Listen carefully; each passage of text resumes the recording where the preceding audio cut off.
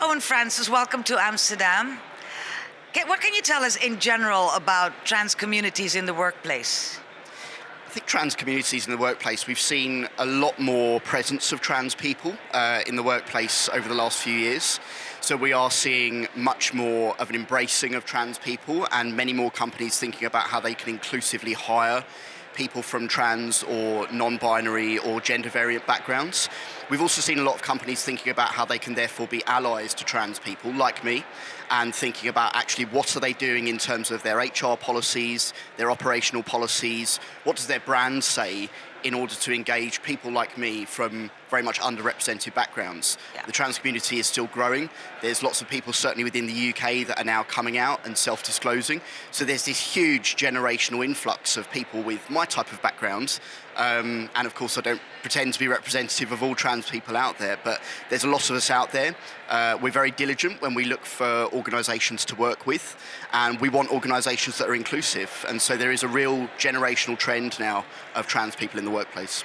We heard this morning at the conference, Kitty van der Heijden was saying, things are changing. It's no longer the companies that come up with who do we want. It's people saying, do I actually want to work for you? How is that working for the trans community?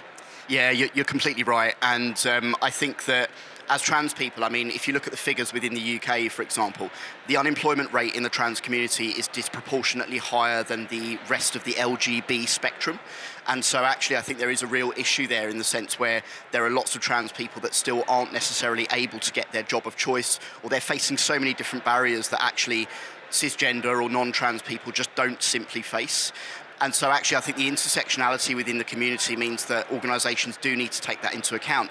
On the flip side, I'm in a very senior role in my own company. You know, sometimes I'm out, sometimes I'm not.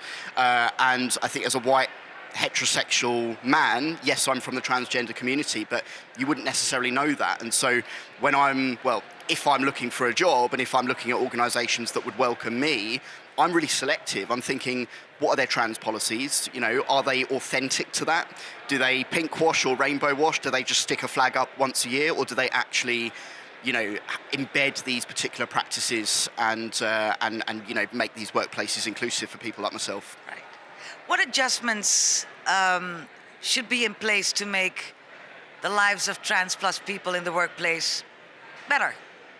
So I think first and foremost, a company being really vocal about their openness and inclusiveness of trans people. So I think there's an element there around branding and marketing, but I think it goes beyond that as well. And I'm not just talking about gender inclusive toilets. You know, we can all do that. I guess we've got gender neutral toilets at home, and so actually, you know, we do that already.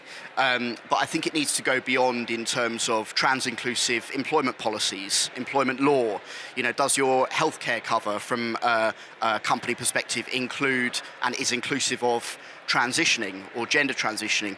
Are your employees, your HR director clued up in terms of what they can ask if someone is transitioning? Is the support in place in terms of culture to actually understand what trans is?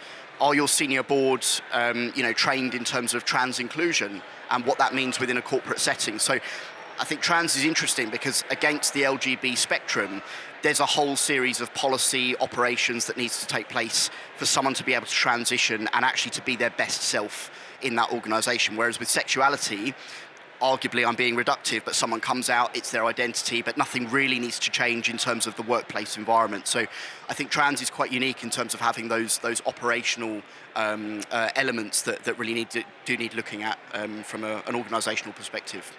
Are you optimistic things will be better in 10 years' time? It's a really interesting question. I'm optimistic, I think, from a corporate perspective that more organisations will be aware of trans people and they'll start to be quite introspective in terms of how they support trans people, because actually I like to think that we make fantastic employees. You know, we're self-aware, we're resilient, we've been through a hell of a lot of difficulty. At the same time, in global terms, we're still seeing countries where it would be illegal for me to travel to that country, or it would be wrong for me to use the bathroom of my choice, for example. And we're not just talking about countries that are third world countries. You know, even in the United States, we had the bathroom bill not you know, too many numbers of years ago. And so I think it's a dubious thing. If I look on social media every day, there's debates around whether trans people, have a legitimate reason to be themselves. There's debates on whether trans men like me are men or whether trans women are women. And so I think trans is an element where our identities are still up for contestation every day. When I grew up, when I was trans and I was navigating that when I was sort of 15 or 16, I didn't have social media. So actually I didn't have the backdrop of all of that hate and all of that difficulty. But at the same time, I didn't see any representation of trans people in any kind of positive way. So it's a really mixed message, Aldith. I can't give you a yes or a no, unfortunately, but I'm hopeful, I think. Hopeful is good. Thank you, Owen. Thank you.